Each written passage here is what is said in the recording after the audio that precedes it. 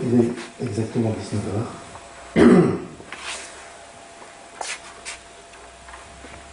Avec 2 mois de retard sur le calendrier, j'ai l'honneur, en tant que maire sortant, de vous accueillir officiellement comme membre du conseil municipal de la commune de Plecadoc. Je vous accueille dans ce lieu inhabituel, et pas en mairie, et à huis clos, compte tenu des mesures restrictives du moment. La crise sanitaire et le confinement ont imposé une prolongation du mandat précédent et une période entre l'élection du 15 mars et cette installation un peu compliquée et qui se termine aujourd'hui. Je remercie tous les conseillers sortants qui malheureusement n'ont pu être là parce qu'ils ont œuvré pendant 6 ans. Je le remercie encore d'avoir répondu présent. Je le remercie d'avoir encore répondu présent quand il s'est agi, il y a un peu plus de 2 semaines, de distribuer un masque à toute la population. Je remercie les adjoints. Et je n'oublie pas Cécile Bournigal, qui nous a quittés en novembre, ainsi que le personnel communal, et notamment Nadège DGS, qui nous demande beaucoup, pour leur travail tout au long du mandat, et tout particulièrement pendant ces derniers mois plus difficiles.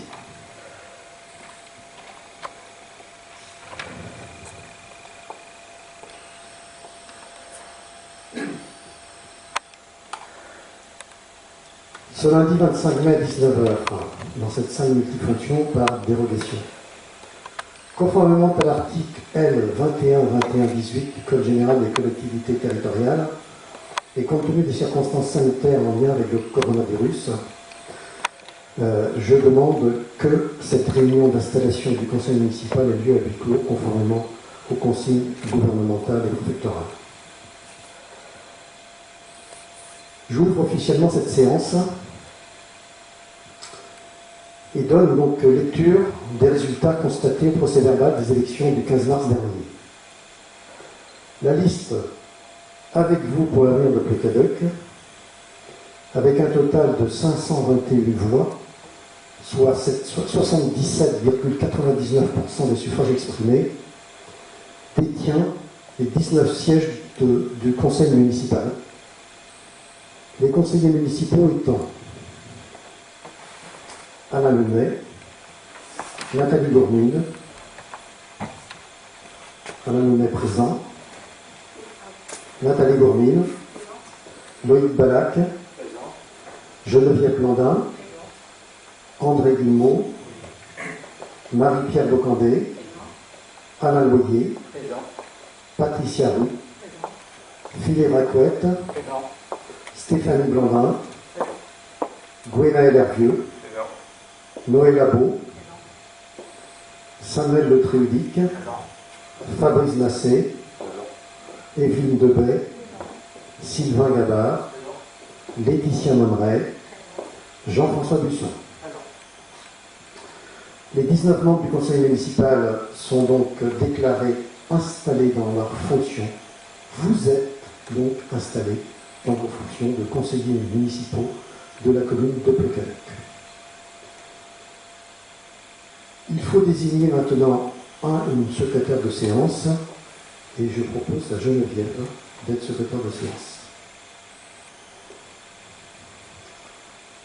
L'ordre du jour de la réunion est le suivant. L'élection du maire qui aura lieu sous la présidence du doyen d'âge, André Guillemot. Ensuite, et pour cela il faudra 2 assesseurs que je désigne peut-être tout de suite. Oui, ce sera plus simple. Dont un seul manipulera le bulletin. Un qui fera donc le tour avec l'urne pour ramasser les bulletins, et l'autre qui dépouillera, qui sera donc les seuls à toucher les bulletins, ce sont les conseillers. Nous avions pensé à Sylvain Gabard. Tu es d'accord? Bonjour, par exemple. Laetitia, voilà.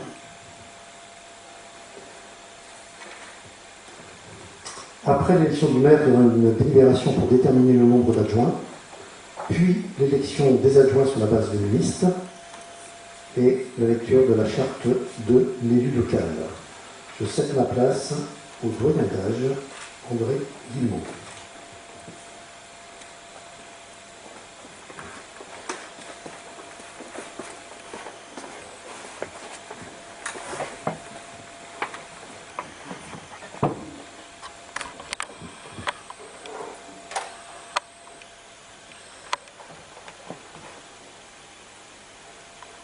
Vous m'entendez, je pense.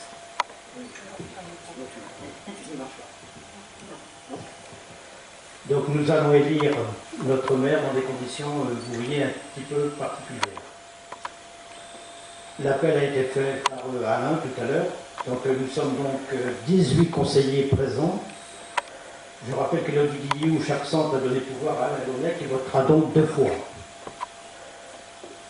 Je rappelle que l'élection du maire se fait à bulletin secret. Les 2 assesseurs ont été désignés, donc Sylvain et Laetitia. Donc la première question, je dois demander si parmi vous, quelqu'un est candidat à être le prochain maire de Pleuc-Québec. Ouais. Alain, tu m'as entendu? Je suis candidat. Est-ce qu'il y a d'autres candidats? Donc Alain Launay est candidat et seul candidat.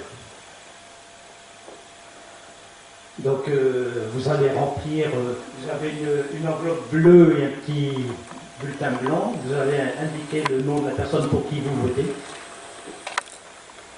Et je vais demander à Sylvain et à Laetitia de venir nous rejoindre.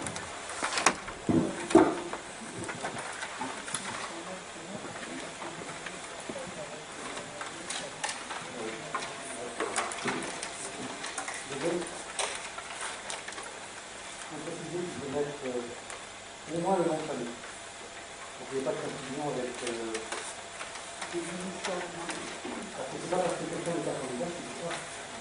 Ouais, donc mettez simplement le nom de famille, le nom pour qui vous votez, sans le prénom. Prénom et nom. Prénom et pas seulement prénom. Bleu. Donc Sylvain, si tu veux venir, tu prends l'urne et tu vas faire le tour, ça évitera d'avoir des déplacements et des croisements avec ton enveloppe. Donc tu commences d'un côté et tu fais tout le tour de ça.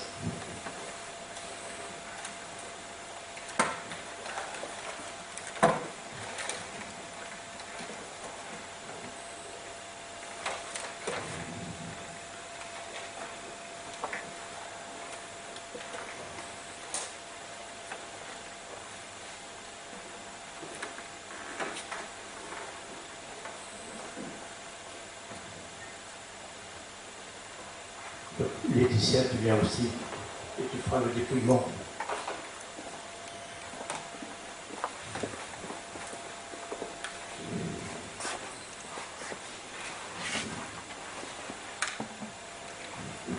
Je suis le doyen, mais j'ai le droit de voter quand même. Hein.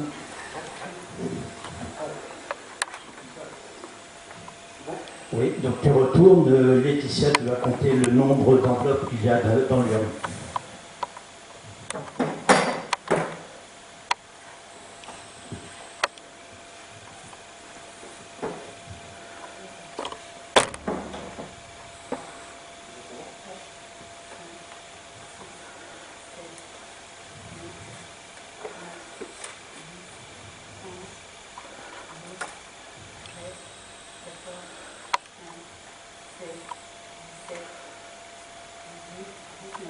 Donc il y a bien 19 enveloppes dans l'urne, donc tout le monde a voté. Donc Laetitia, tu ouvres et tu donnes à chaque fois le nom de la personne qui est indiquée sur le bulletin. Tu laisses les enveloppes d'à côté, tu mets tous les bulletins ensemble après. Alain Launay.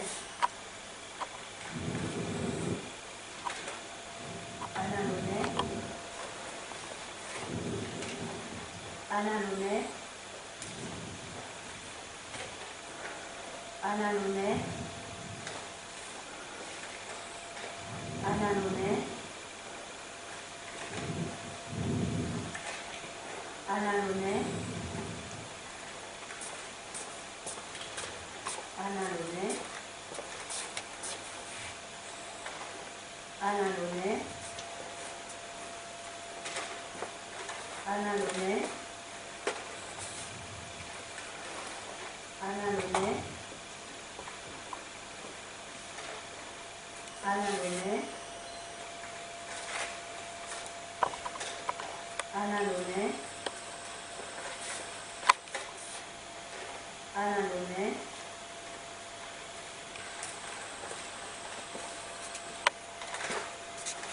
Annalone, Annalone, Annalone,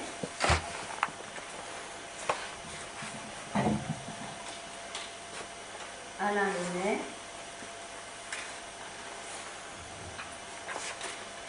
Annalone, Annalone. Merci Laetitia. Donc 19 enveloppes dans l'urne, bulletin blanc 0, bulletin nul 0. Alain Launay est élu maire avec 19 voix.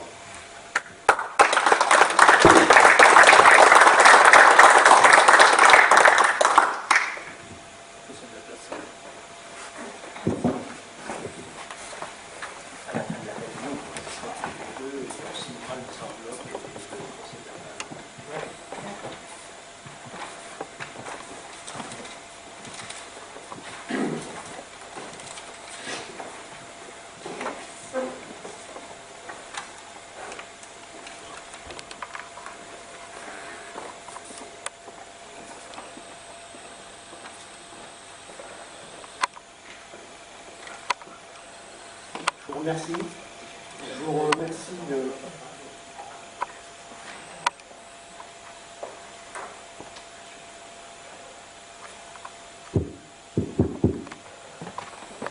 Je vous remercie. Je vous remercie pour votre confiance. J'essaierai d'en être digne. Représenter la commune de Plequeduc, veiller à sauvegarder ses intérêts et son avenir, ce n'est pas chose aisée. Au fil du temps et des mandats, j'ai pris conscience de la difficulté de la tâche et appris l'humilité pour réussir ce challenge à chaque fois renouvelé. Pour cela, il faut une véritable équipe et une cohésion pour mieux remplir la mission qui est la mienne, qui sera celle des adjoints et de chacune et chacun d'entre vous, conseillères et conseillers municipaux. Après cette crise sanitaire qui a entraîné et va entraîner pas mal de bouleversements et de remises en cause, espérons que ce soit le meilleur de l'être humain, le meilleur de l'élu qui se révèle, en l'occurrence, que chacune et chacun soit bien au service de l'intérêt général, qui n'est pas la somme des intérêts particuliers. Être élu, c'est un privilège que tout le monde n'a pas, c'est le privilège de servir. Que chacune et chacun ait bien conscience de faire partie d'une équipe pour mieux servir et faire avancer notre commune, pour assurer plus de bien-être à nos concitoyens. Que chacune et chacun soit imprégné des valeurs de bienveillance, d'écoute et de respect. Que chacune et chacun sache bien, en démarrant ce mandat, que 6 ans, c'est à la fois long et court, et que rien n'est jamais aussi linéaire qu'on peut l'imaginer avant d'avoir vécu. Il y aura obligatoirement des moments plus difficiles, comme l'actualité de la crise nous le prouve. Dans ces moments-là, plus qu'à tout autre, la confiance et la solidarité seront nécessaires. Confiance et solidarité qui s'imposeront naturellement si nous mettons tout en haut de nos valeurs le service de l'intérêt général, c'est-à-dire exactement ce pourquoi nous sommes tous élus. Nous allons procéder maintenant à l'élection des adjoints.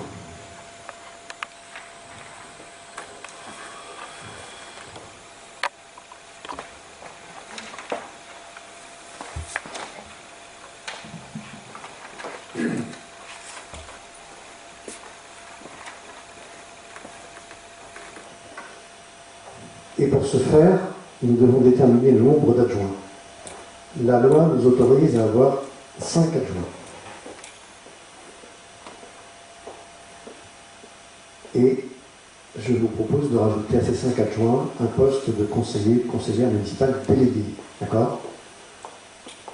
Le poste de conseillère municipale délégué, il est déterminé, c'est vrai là, mais il est pourvu qu'après coup, comme vous le savez, comme je vous l'ai dit tout à l'heure. Donc, le nombre d'adjoints autorisés étant de 5, qui s'oppose à ce qu'il soit de 5, plus un conseiller ou une conseillère municipale déléguée. Qui s'oppose? Qui s'abstient? Personne. Donc, là, nous allons voter pour une liste d'adjoints. Est-ce qu'il y a une liste d'adjoints? Je te regarde, Loïc, parce que comme tu es le premier sur la liste. Oui, c'est ce que j'attendais. Voilà.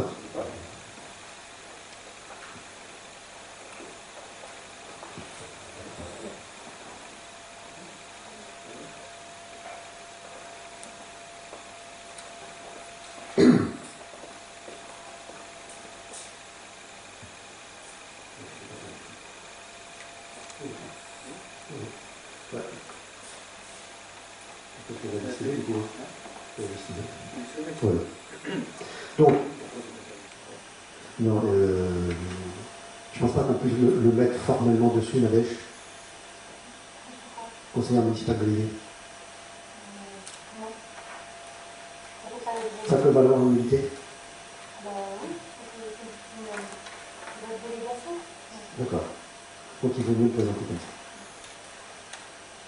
Moi, je prendrai du Comment? Dans le PV, on a dit. Oui. C'est bien du faire vote.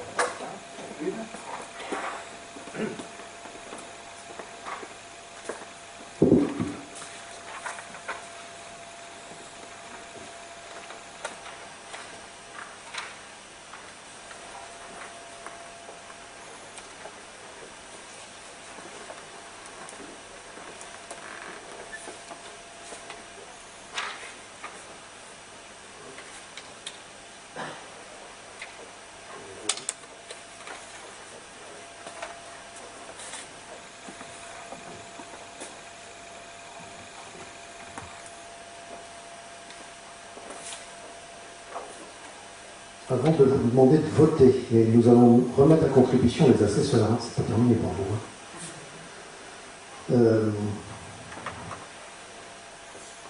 Je vous propose la rédaction du procès-verbal de cette séance.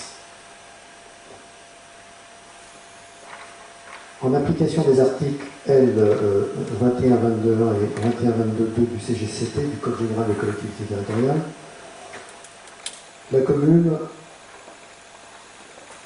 doit disposer d'un minimum d'adjoints et d'un maximum correspondant à 30% de l'effectif légal du conseil municipal, soit 5 adjoints au maximum. Raison pour laquelle nous vous proposons une liste de 5 adjoints. Il sera également indiqué que je précise bien, le maire précise qu'il désignera par arrêté un conseiller municipal délégué ou une conseillère municipale déléguée faisant office d'adjoint. D'accord? Les choses sont bien claires. Et pour autant, pour une question de légalité, c'est sur cette liste d'adjoints-là qu'il faut voter formellement. Je suis désolé, mais on ne peut pas le faire autrement. Par contre, on peut rédiger le PV tel que je vous l'ai dit, puisque c'est exactement comme ça, nous l'avons rédigé en 2008 et en 2014.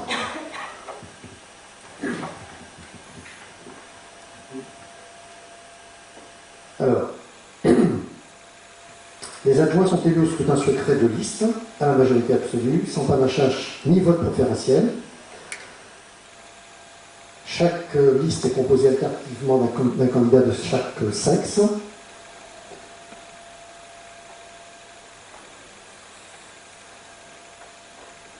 L'élection peut avoir lieu sous le contrôle du bureau qui a été désigné tout à l'heure, c'est-à-dire les deux assesseurs, Sylvain et Laetitia. Je vous propose d'utiliser l'enveloppe jaune.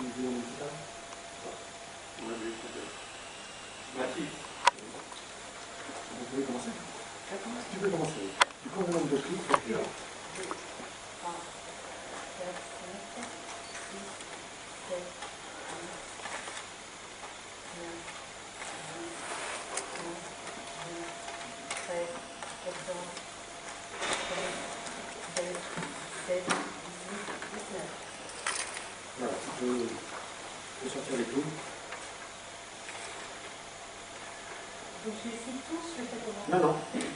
Non. S'il n'y a pas de rature dessus, s'il y a des ratures, bah, tu les mets à côté, pas de problème.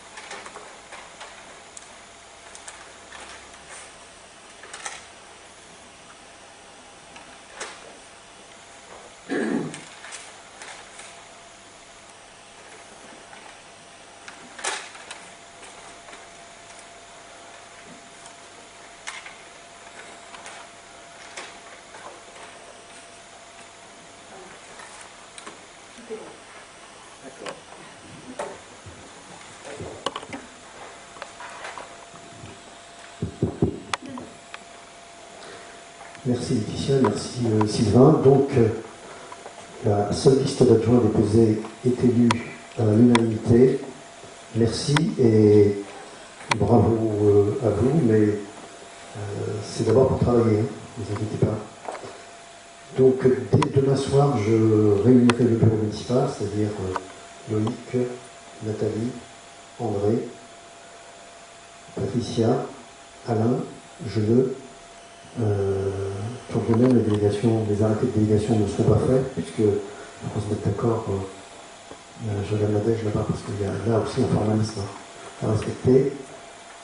Par contre, pour la réunion de samedi prochain à 10h, vous aurez toutes les précisions. On vous donnera exactement ce qu'on aura mis en place. Maintenant, l'équipe,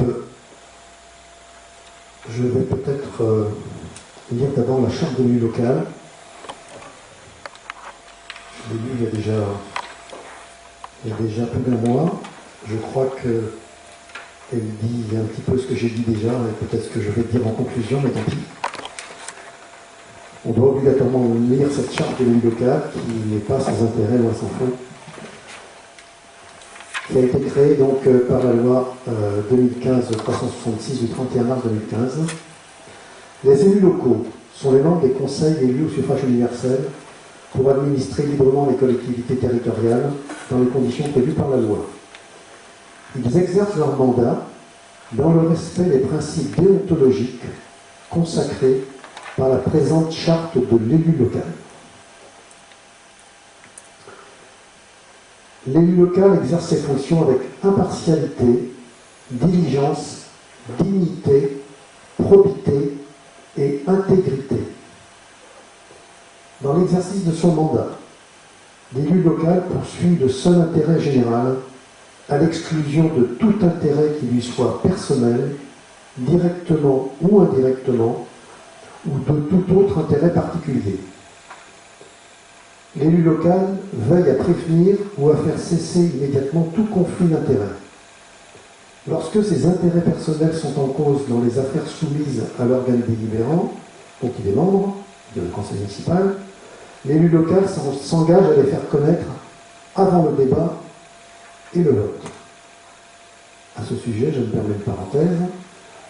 Depuis déjà 2008, à chaque fois qu'un conseiller municipal peut être intéressé de loin ou de près, je lui demande de sortir pendant les débats et le vote. Et on continuera bien évidemment ainsi. C'est le cas notamment quand on parle des subventions des associations dont certains conseillers peuvent faire partie. L'élu local s'engage à ne pas utiliser les ressources et les moyens mis à sa disposition pour l'exercice de son mandat ou de ses fonctions à d'autres fins. Dans l'exercice de ses fonctions, l'élu local s'abstient de prendre des mesures lui accordant un avantage personnel ou professionnel futur après la cessation de son mandat et de ses fonctions. L'élu local participe avec assiduité aux réunions de l'organe délibérant et des instances au sein desquelles il a été désigné. Issu du suffrage universel, l'élu local est et reste responsable de ses actes pour la durée de son mandat devant l'ensemble des citoyens de la collectivité territoriale à qui il rend compte des actes et décisions pris dans le cadre de ses fonctions. Vous l'avez déjà tous reçu, je pense que cette charte elle était jointe. Nous vous demanderons, je vous demande de la signer en sortant tout à l'heure, sur la partie droite, côté sortie. D'accord ? Et nous garderons précieusement l'engagement que vous marquez ainsi à respecter cette charte qui est quelque chose qu'on vit depuis toujours et qui a le bonheur d'être formalisé dans la loi. Maintenant, notre équipe est constituée, notre organisation est à peu près en place, reste encore des choses à faire, notamment les commissions et les représentations. L'avenir est devant nous. Nous avons, pour le compte des Plécadociens, l'honneur d'avoir à le construire ensemble dans un monde perturbé, dans un contexte économique chamboulé. J'ai une pensée spéciale pour les morts de Covid-19 et leurs familles, pour tous ceux qui ont lutté et luttent contre ce virus, et également pour celles et ceux qui ont perdu ou vont perdre leur emploi, et pour tous ces professionnels ou chefs d'entreprise qui risquent parfois de perdre le travail d'une vie. À notre niveau aussi, la tâche est imposante et exigeante. Elle l'est à la fois dans le cadre municipal et dans le cadre intercommunal.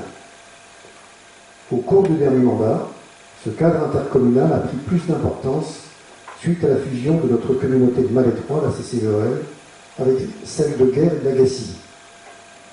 Pelouse, la brasserie communauté, est désormais une réalité qui s'inscrit dans notre paysage territorial et qui compte dans la vie de tous les jours de nos concitoyens et qui dispose entre autres d'une compétence importante, la compétence économique.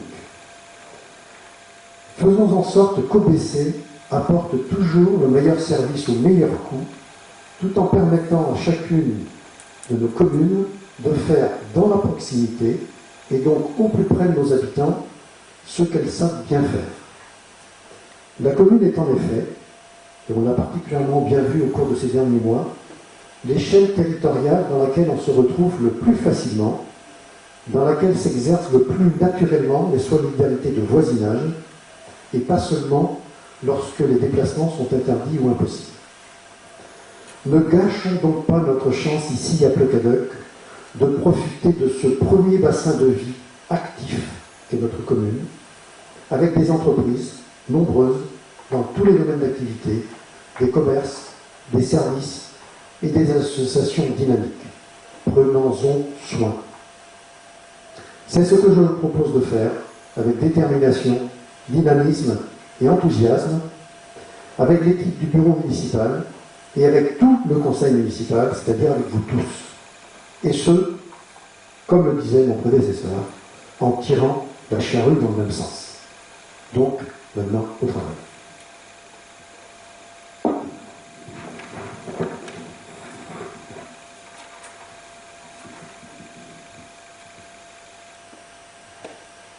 La séance est levée. Sans autre formalité, puisque on ne peut même pas partager un moment de convivialité. Par contre, on va, peut-être que Chantal est intéressée, on va faire une photo à la fois du